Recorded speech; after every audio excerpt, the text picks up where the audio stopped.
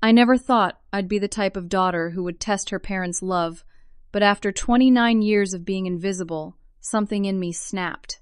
I'm Ainsley, the overlooked middle child sandwiched between my star quarterback brother Jack and my perfect older sister Madison. After years of missed birthdays, forgotten accomplishments, and empty chairs at my important moments, I made a decision that would either heal or destroy my family forever. I simply invited my parents to my important event without telling them it was my wedding day. They chose Jack's regular season football game instead. When my wedding photos went viral, my father threatened divorce, my mother had a complete breakdown, and my brother went on a rampage. And through it all, for the first time in my life, I refused to apologize for wanting to be seen. Growing up in Lakewood, a picture-perfect suburb outside Seattle, meant living in the shadow of my younger brother Jack. From the moment he threw his first perfect spiral at age 7, my parents decided our family narrative. We weren't the Reeves family anymore. We were Jack Reeves and Company.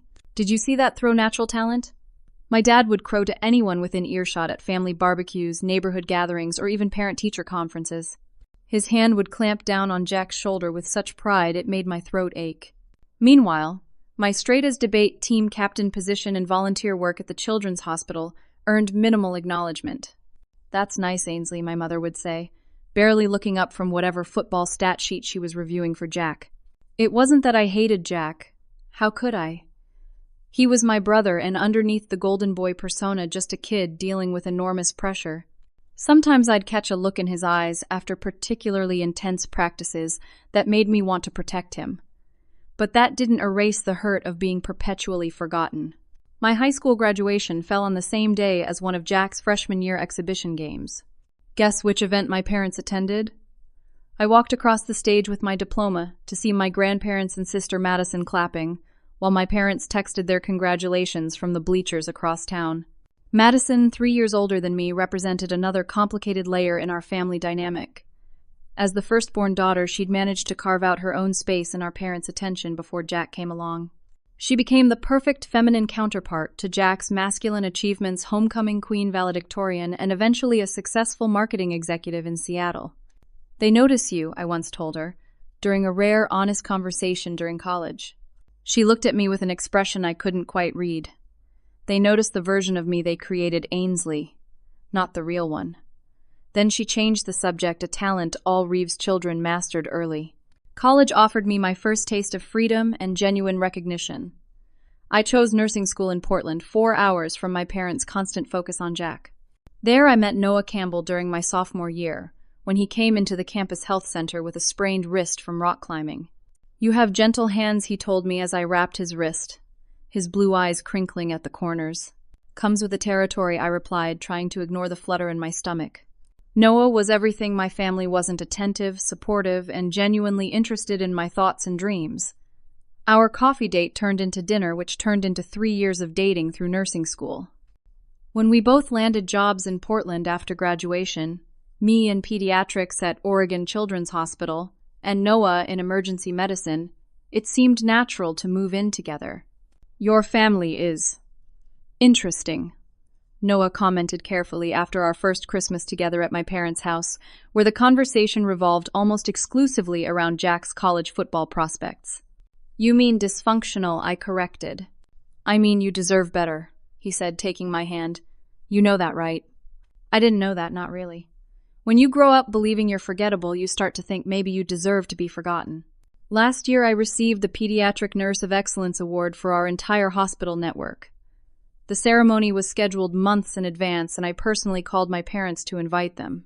"We're so proud, honey," my mom said. "But Jack has a game that night, and your father already bought tickets. You understand, right?"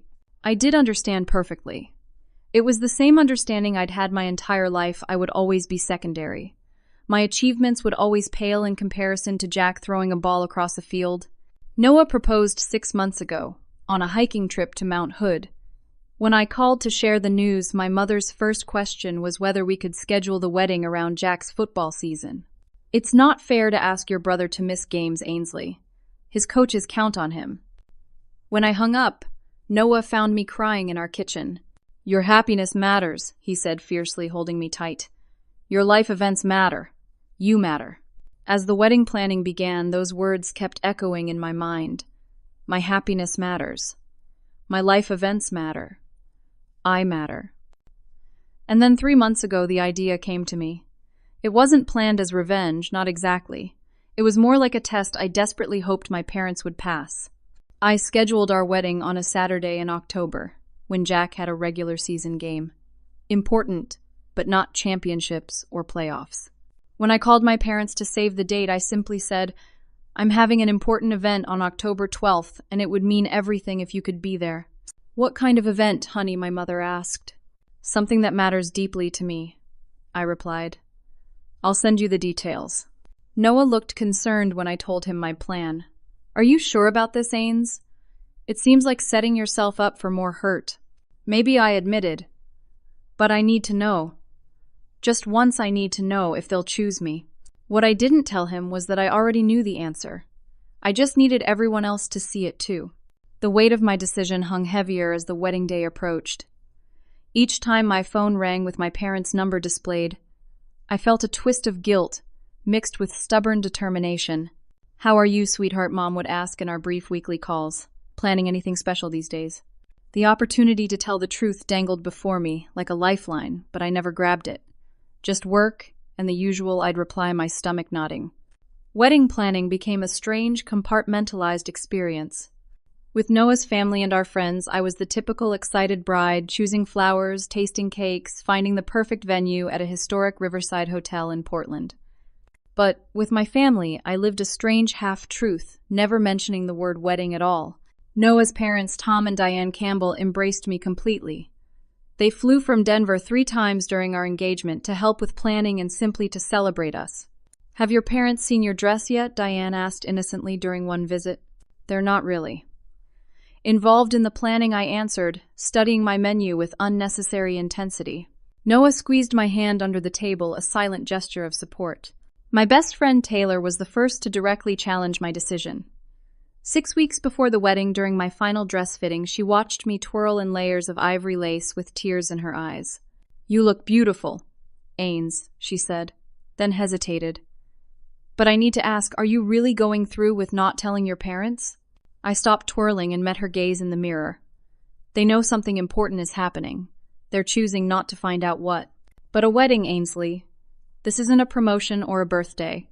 This is your wedding day." Tears threatened to spill over. "Exactly.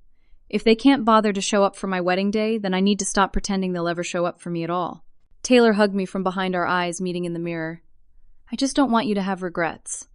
"I've spent my whole life regretting that I couldn't make my parents see me," I whispered. "At least this way I'll know I tried one last time." Noah had his own moments of doubt.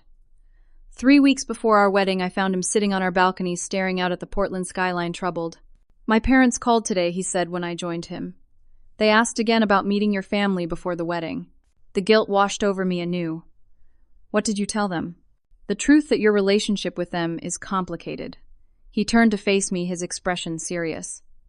"Ainsley, I support you completely, but I worry what this will do to you if they don't show up."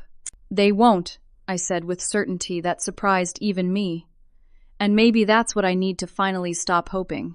The biggest surprise came 2 weeks before the wedding, when my sister Madison appeared unannounced at our apartment door, her expression unreadable. "We need to talk," she said, stepping inside and surveying the apartment with its scattered wedding magazines and sample centerpieces. My heart pounded. "How did you—" "Your maid of honor Taylor called me," Madison said, sitting down on our couch. "She's worried about you. Honestly, so am I." "I'm fine," I said automatically. Madison raised an eyebrow. "You're planning a secret wedding to test whether our parents love you enough to skip Jack's game. That's the definition of not fine, Ainsley." Hearing it laid out so bluntly made me flinch. "That's not what I'm doing." "Really? Then what exactly is your plan here?" "They show up to this mysterious, important event, and surprise, it's your wedding. Or more likely, they choose Jack's game, miss your wedding entirely, and then what you've proven they're terrible parents. Congratulations. Was it worth ruining your wedding day?"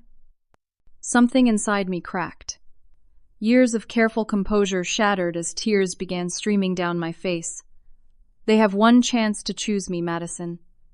Just once in my entire life. One single moment to prove that I matter too. Madison's expression softened. She moved to sit beside me, putting an arm around my shoulders. "Oh, Ains, you don't understand," I sobbed. "You were the first and Jack is the star. I'm just there. The forgettable middle child. Do you know Mom called me by our dog's name last Christmas twice?" Madison was quiet for a long moment. "I understand more than you think," she finally said. "Why do you think I became Little Miss Perfect? It was the only way to stay visible once Jack came along." I looked up surprised to see tears in her eyes, too. "Our family is screwed up, Ainsley. But this plan of yours, it won't fix anything. It might actually make everything worse." I know, I admitted. But I can't pretend anymore. I can't sit through one more family gathering where I'm an afterthought. If they can't be bothered to even ask what this important event is, then I need to face that reality and move forward. Madison studied me for a long moment.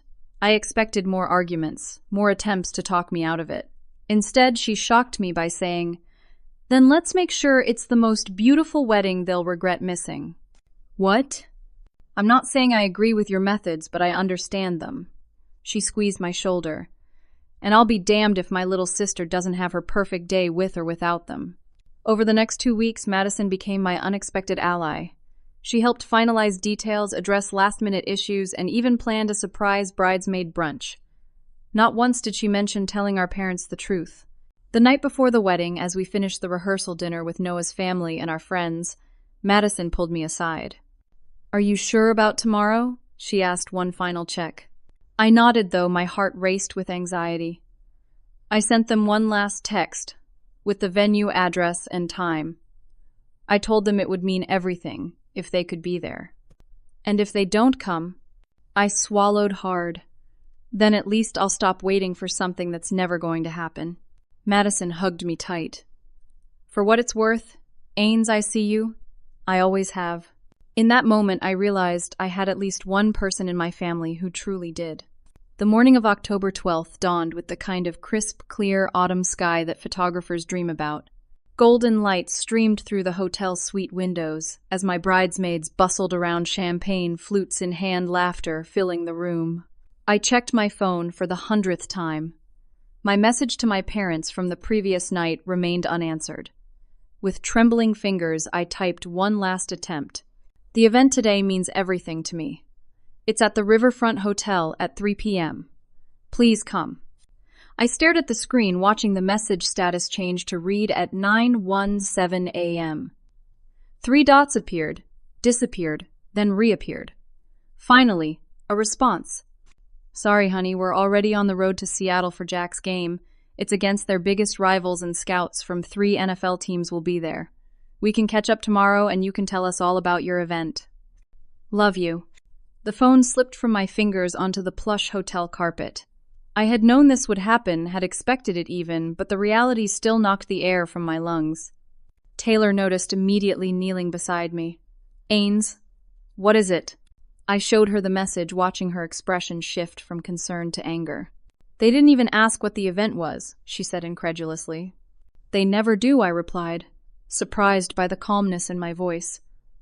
"It's fine. I knew this would happen. But it wasn't fine. Nothing about this was fine." Madison burst through the door, already dressed in her maid of honor gown, carrying a box from the florist. She took one look at my face and set the flowers down. "They're not coming, are they?" I shook my head, unable to speak. "Their loss," she said, firmly pulling me to my feet. "Today is still your day, Ainsley. Nothing changes that." As the hours ticked by, I moved through wedding preparations like an actress playing a roll hair makeup photographs. I smiled and laughed at the right moments, but inside, a hollow ache spread through my chest. At 2:30, I stood alone in the bridal suite, already dressed in my gown, staring out the window at the garden where rows of white chairs awaited our 60 guests. 2 chairs in the front row, marked with small reserved signs, would remain conspicuously empty. A knock at the door interrupted my thoughts.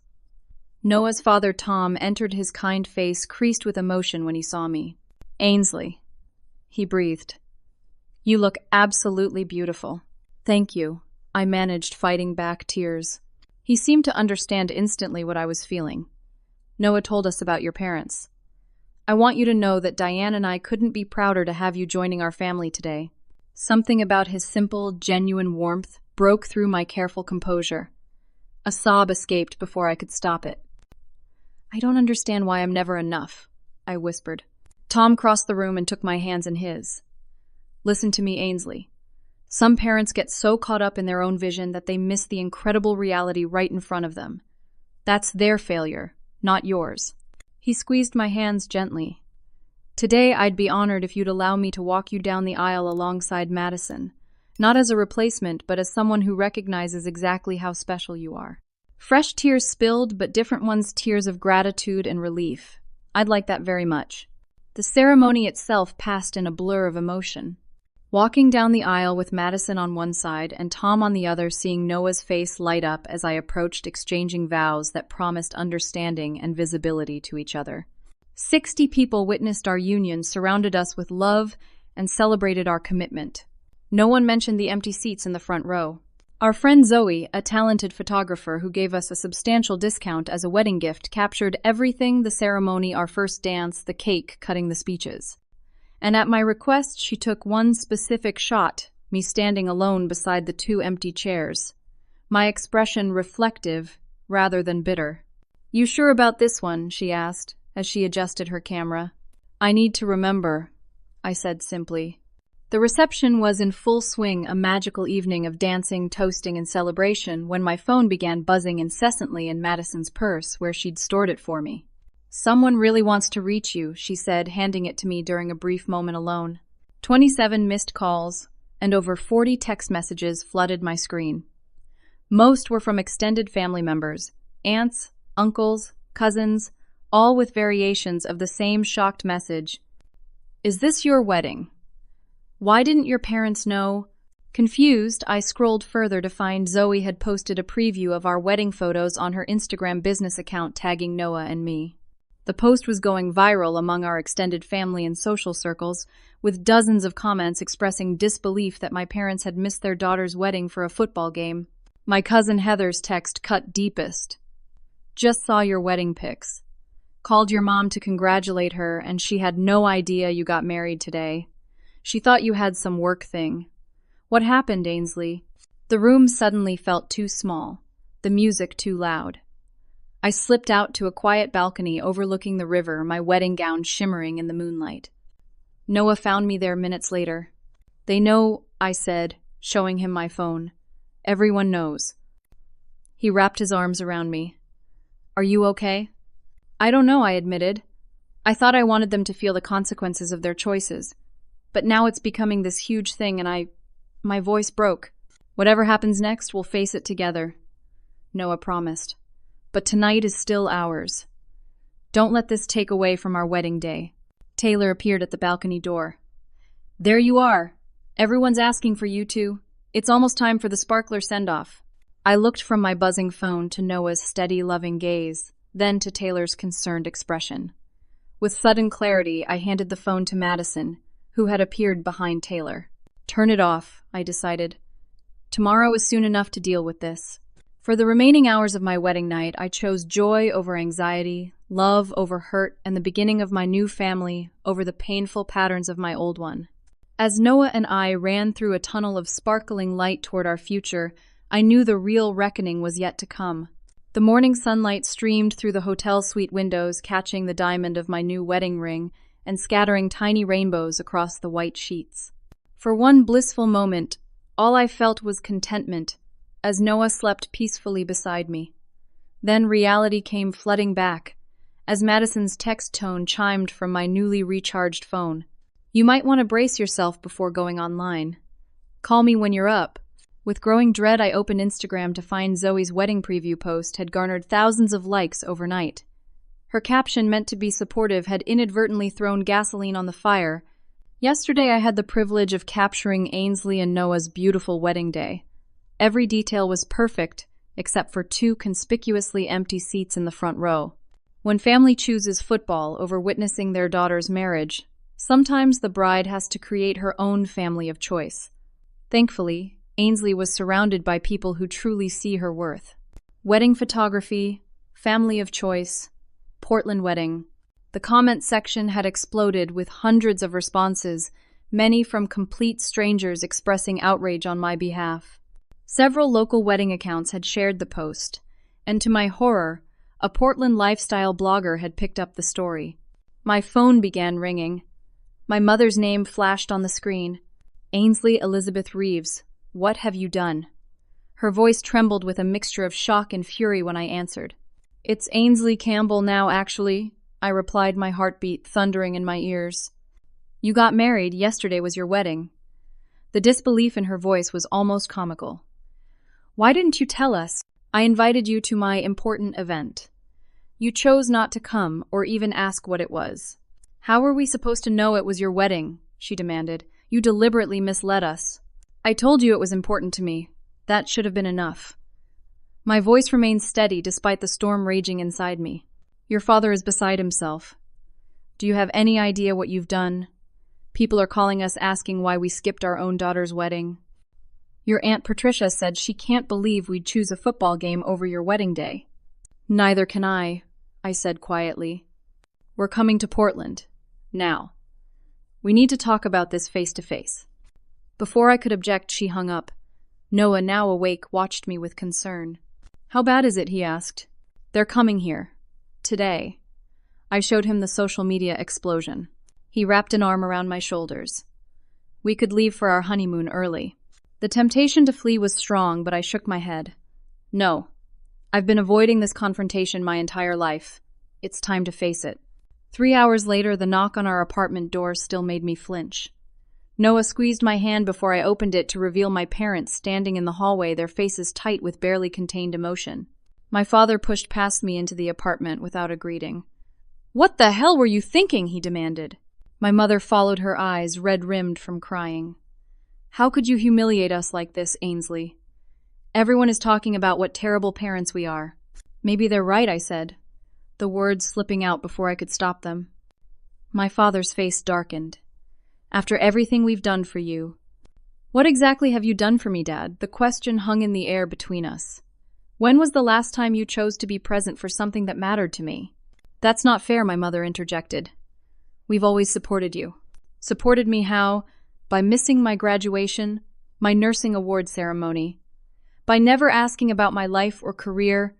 By calling me by the dog's name at Christmas. My mother flinched at the last one. That was one mistake. It's been my entire life of mistakes, I said, feeling years of repressed pain bubbling to the surface.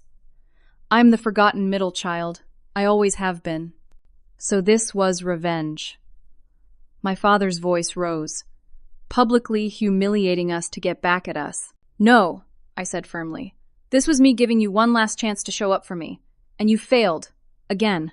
The apartment door opened, and Madison stepped in, having used the spare key we'd given her. Madison. My mother looked confused. You knew about this. Madison moved to stand beside me. I did. And before you ask, I didn't tell you because it wasn't my place to. You were part of this deception. My father's betrayal deepened. I was part of supporting my sister on her wedding day, Madison corrected. Something you two should have done. The confrontation escalated as my parents' shock transformed into defensive anger. Words like manipulative, selfish, and ungrateful flew across my living room. With each accusation, I felt something inside me grow stronger rather than crumble. I don't expect you to understand, I finally said during a momentary pause in their tirade. I've spent my entire life being overlooked while you built your world around Jack. I'm done competing for scraps of your attention. The mention of Jack seemed to trigger something in my father. Your brother is devastated by what you've done. Do you know he's being criticized online too? That his coach pulled him aside to question his family values. Before I could respond, the door opened again, Noah returning with coffee, unprepared for the scene he walked into. My father immediately redirected his anger. And you? He pointed accusingly at Noah. What kind of man allows his wife to deceive her family about their own wedding? Noah carefully set the coffee down. With all due respect, sir, what kind of parents don't even ask what their daughter's important event is before deciding to skip it? My father's face flushed deep red. We're done here. Ainsley, until you publicly apologize for this stunt and set the record straight, don't consider yourself welcome in our home. Bill, my mother, gasped, but didn't contradict him. I won't apologize for wanting my parents at my wedding, I said, surprising myself with my calmness. I won't apologize for finally standing up for myself. Then you've made your choice. My father moved toward the door, pulling my tearful mother with him. At the threshold, he turned back. You've torn this family apart with your selfishness. I hope it was worth it. After they left, the apartment fell into heavy silence. Madison wrapped her arms around me as the first sob broke free. It's going to get worse before it gets better, she warned gently. I had no idea just how right she would be. The first days following the confrontation passed in a surreal blur. Noah and I should have been packing for our Hawaiian honeymoon, but instead we watched as our private family drama became increasingly public. Zoe's photos continued to circulate online, picked up by several wedding blogs with variations of the same headline, Bride's Parents Skip Wedding for Son's Football Game Internet Reacts. My social media accounts exploded with friend requests and messages from strangers offering support, judgment, or simply morbid curiosity. Madison called daily with updates from Seattle. Mom's barely leaving her room, she reported 4 days after our confrontation, and Dad's sleeping in the guest room. Are they actually separating? I asked, guilt twisting inside me despite my resolve to stand firm. Not officially, but Dad said some pretty unforgivable things.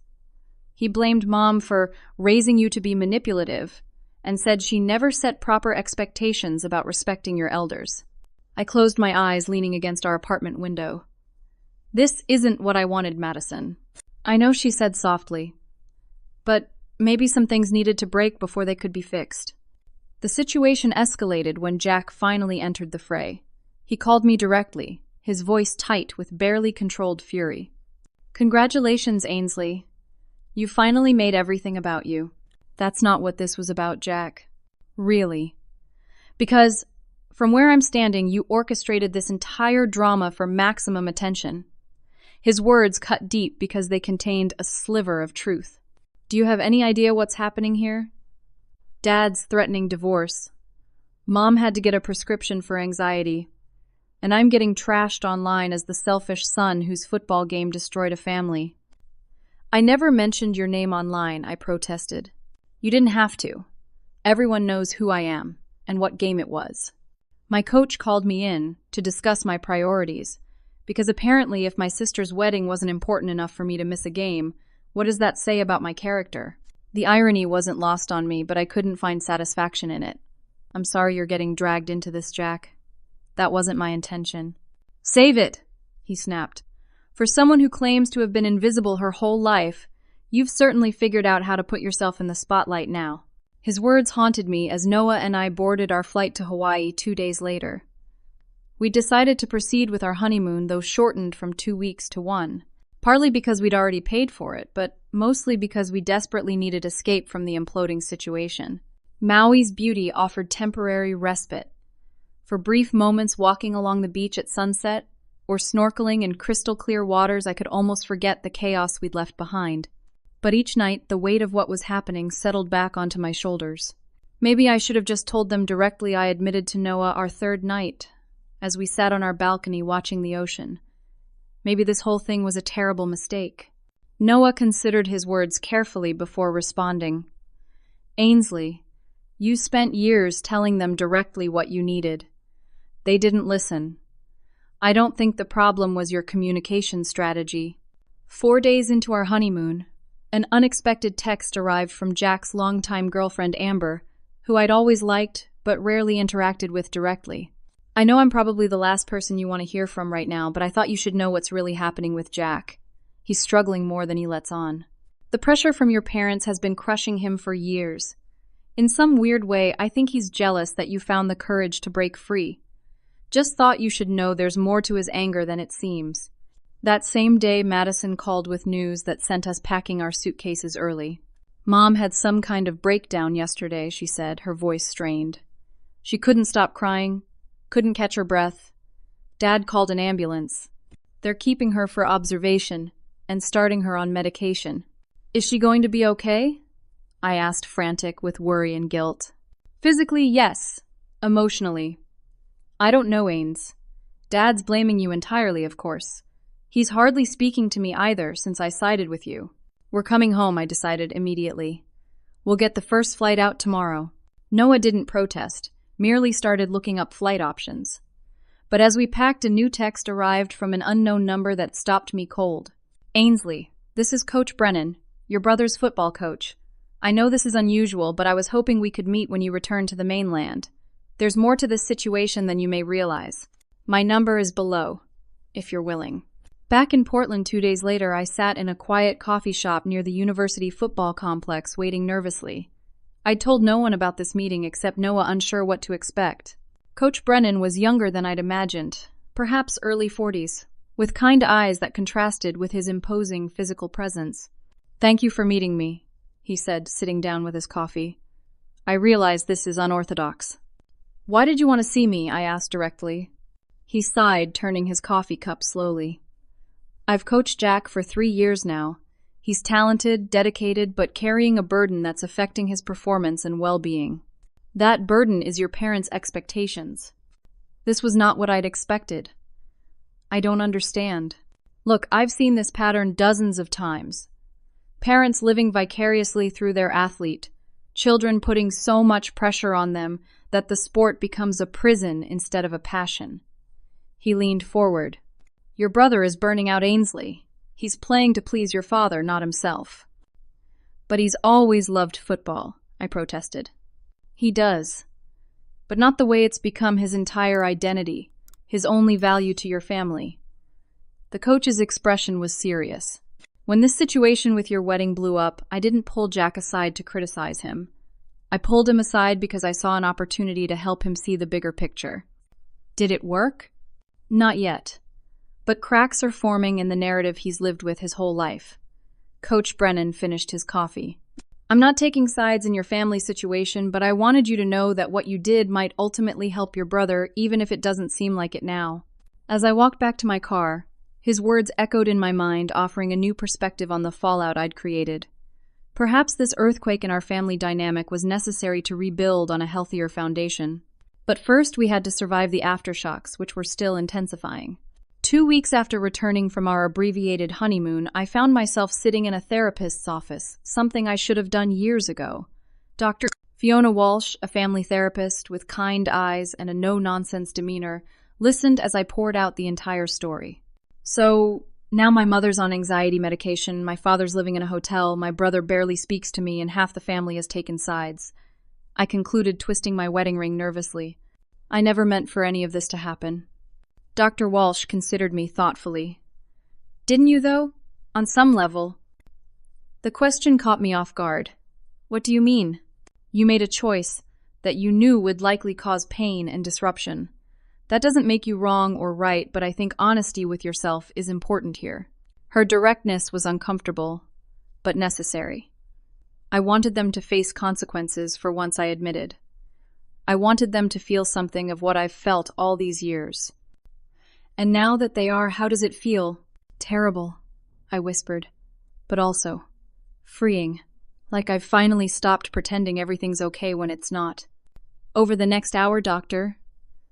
Walsh helped me see patterns I'd never fully articulated, how my parents' behavior echoed through generations, how my response was both a rebellion and a cry for recognition, how families can become locked in destructive cycles without even realizing it. "Your father likely experienced similar neglect in his own childhood," she suggested. "People often recreate what they know unless they consciously choose a different path." I thought about my grandfather, a man I barely knew before he passed away when I was 12. My father rarely spoke of him except in vague terms of duty and disappointment. "The question now," Dr. Walsh continued, "is what path you want to choose going forward. Healing is possible, but it requires everyone to be willing to look honestly at their contributions to the dynamic." After 3 individual sessions, I felt strong enough to attempt what Madison had been suggesting for weeks, a family meeting. Not for immediate reconciliation, but to begin the process of honest communication. Madison arranged for us to gather at her apartment in Seattle the following Saturday. To my surprise, everyone agreed to come: my father from his hotel, my mother from the family home, Jack from his campus apartment, and Noah and me from Portland. The atmosphere when we arrived was so tense it felt difficult to breathe. My mother looked smaller, somehow fragile, in a way I'd never seen before. My father's expression was carved from stone, his greeting perfunctory. Jack stood by the window, arms crossed defensively across his chest. Madison had arranged for a family therapist colleague to moderate, which immediately triggered my father's objection. "We don't need a stranger hearing our private business," he insisted. "Actually, Bill, I think we do," my mother said quietly, surprising everyone. "We haven't been handling things well on our own." The first 30 minutes were excruciating. Surface-level pleasantries gave way to carefully worded accusations which escalated into familiar patterns of blame and defense. I found myself slipping into my habitual role of peacemaker before catching myself. "This isn't working," the therapist finally intervened. "Instead of focusing on the wedding incident, I'd like each of you to share what you believe your role has been in this family and how that's affected you." Silence fell over the room. Madison volunteered to start describing her experience as the firstborn, who had to be perfect to maintain her place when Jack arrived. Her vulnerability created an opening for me to share, next putting into words the lifetime of feeling invisible and unimportant. When it was Jack's turn, he initially resisted. "I don't see the point of this." "Please, Jack," my mother urged.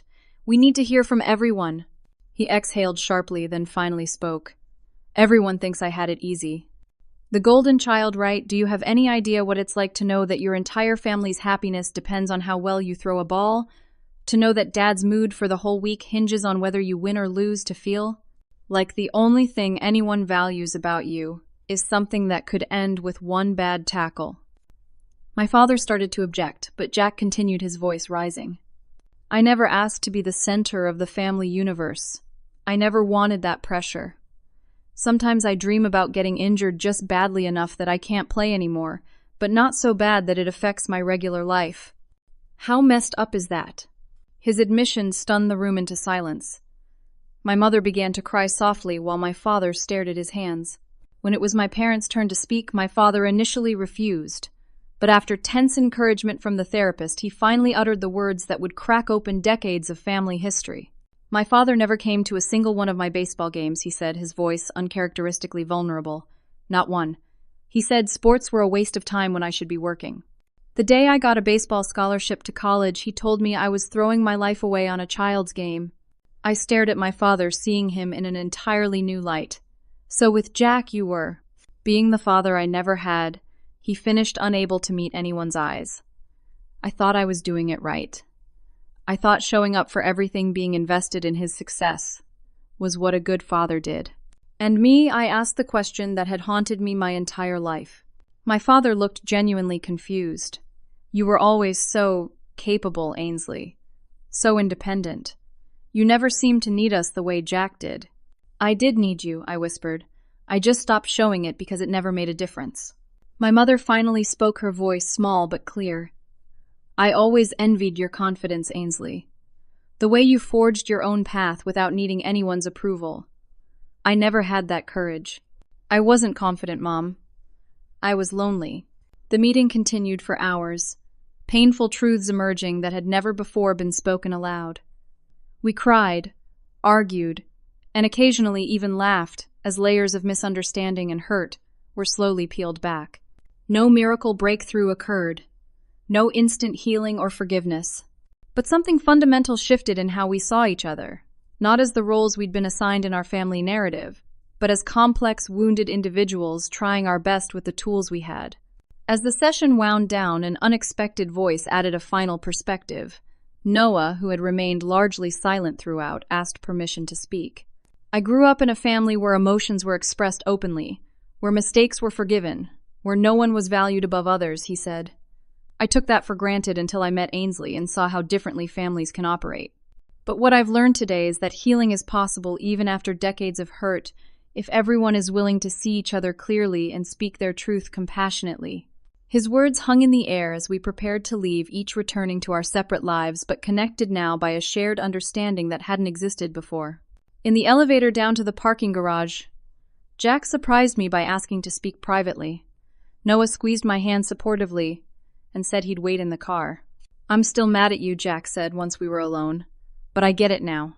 Why you did it. I'm sorry you got caught in the crossfire. I replied sincerely. He shrugged. Maybe I needed to be. Coach Brennan told me he spoke with you. He cares about you, not just as a player. Yeah. Jack ran a hand through his hair, a gesture so reminiscent of our father it made my heart ache. I'm thinking about taking a semester off, maybe studying abroad. Something that's just about me, not about football or Dad's expectations. That sounds like a good idea, I said, genuinely happy for him. For what it's worth, I've always been proud of you, Jack. Not because of football, because you're my brother. He nodded, emotion making further words difficult. But as we parted ways, the brief hug he gave me held more genuine connection than we'd shared in years. In the car, heading back to Portland, Noah asked how I was feeling. Like we've torn everything down to the foundation, I said after consideration. Now we have to see if we can rebuild something better. You can, he assured me. But remember, whatever happens with your family, we've started our own now. And we get to choose what patterns we want to create or break. As I watched the Seattle skyline recede in the side mirror, I realized that for the first time in my life, I was no longer defined by being the forgotten middle child. I was Ainsley Campbell, a woman strong enough to disrupt destructive patterns and brave enough to hope for healing even when it required breaking hearts, including my own. 3 months passed like a slow exhale after the family meeting. Winter settled over the Pacific Northwest, bringing holiday anxiety alongside the rain and early darkness. Noah and I had established our own small traditions in our apartment: Sunday morning pancakes, Friday night movies, daily check-ins about our hospital shifts, building the foundation of our married life, one ordinary moment at a time. My relationship with my family evolved in careful, measured steps. Weekly therapy sessions with Dr. Walsh gave me tools to maintain boundaries while remaining open to genuine change. Madison became my strongest ally bridging communications when direct contact felt too raw. The first significant breakthrough came in late November, when my father called me directly, something he hadn't done since before the wedding. Ainsley, his voice sounded different, less certain than I'd ever heard it. I've been seeing someone. A therapist, I mean. That's good, Dad, I said, trying to keep surprise from my voice. He's helping me understand some things about my father, about myself. A pause. About how I treated you. The acknowledgement, simple as it was, felt monumental. I'd like to see you, he continued. If you're willing. Maybe coffee somewhere neutral.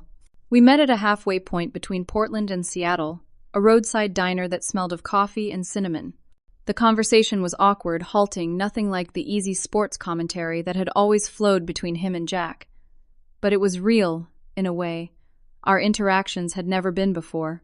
I was wrong, he said, finally looking down at his coffee cup. Not just about missing the wedding. About everything before that led to it. Thank you for saying that, I replied, emotion tightening my throat. Your mother and I are trying to work things out, he added. Couples counseling, it's uncomfortable, but necessary. Are you still staying at the hotel? He shook his head. I moved back home last week, one day at a time.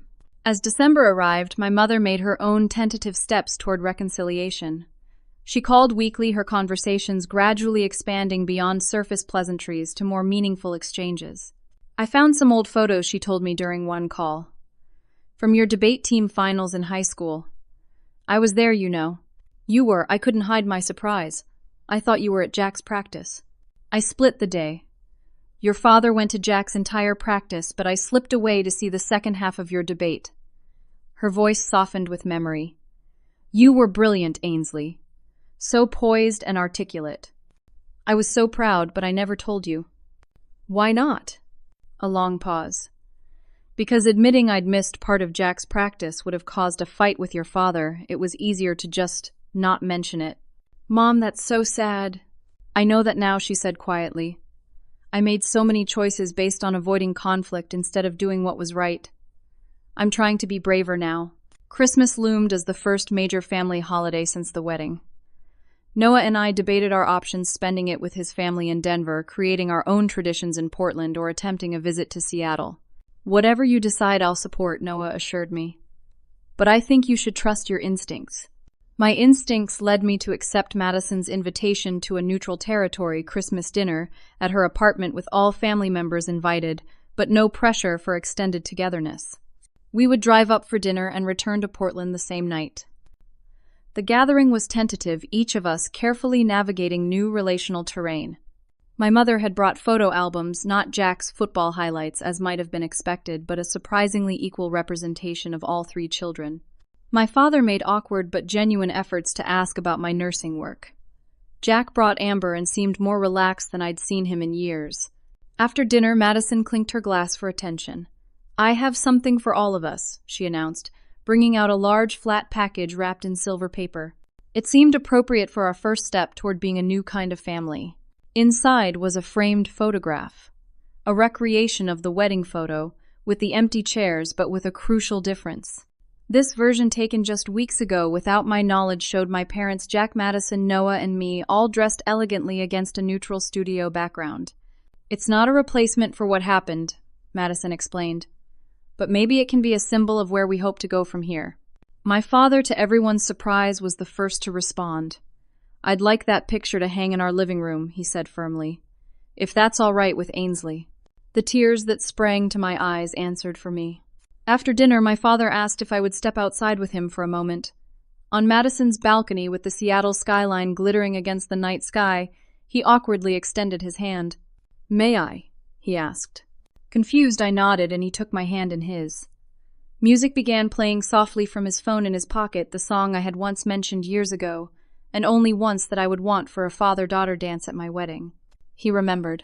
As we swayed in a small, imperfect circle on my sister's balcony, neither of us speaking, I felt something shift into place inside me. Not forgiveness, exactly.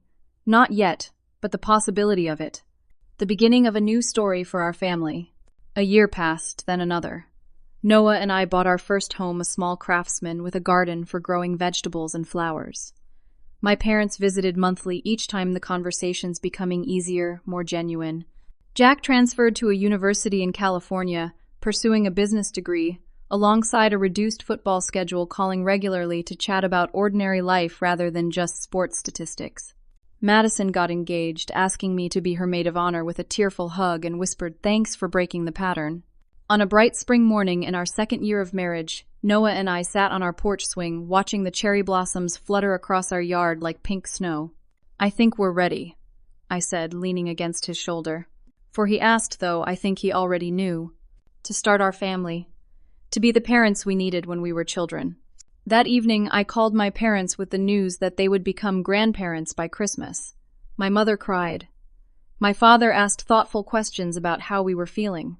Not once did either of them mention Jack's upcoming senior season or compare our news to anyone else's achievements. When they visited the following weekend, my father pulled me aside while Noah and my mother discussed nursery ideas. "I want you to know," he said, his voice rough with emotion, "that this grandchild will never wonder if they matter to me, and neither should you ever again. Sometimes the hardest patterns to break are the ones we don't even see until we're drowning in them.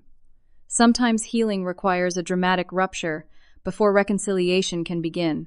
And sometimes the bravest thing you can do is to stand firm in your own truth, even when it breaks hearts, including your own. Being overlooked taught me to see others clearly. Being forgotten taught me what to remember. And being the middle child no one noticed taught me how to build a life, a marriage, and soon a family where everyone feels valued just for being exactly who they are. So if you're feeling invisible in your own life, know that your story matters, your pain matters, and sometimes the most loving thing you can do for yourself and for those who cannot see you is to finally, firmly, compassionately insist on being seen. I hope my story resonates with some of you out there. Have you ever had to make a difficult stand for your own worth? How did your family dynamics shape who you became? Please share your thoughts in the comments below. Like this video if it touched you, subscribe for more stories of family, healing, and personal growth, and share with someone who might need to hear that they deserve to be seen too. Thank you for listening to my journey, and I wish you courage on your own path to being truly seen and valued for exactly who you are.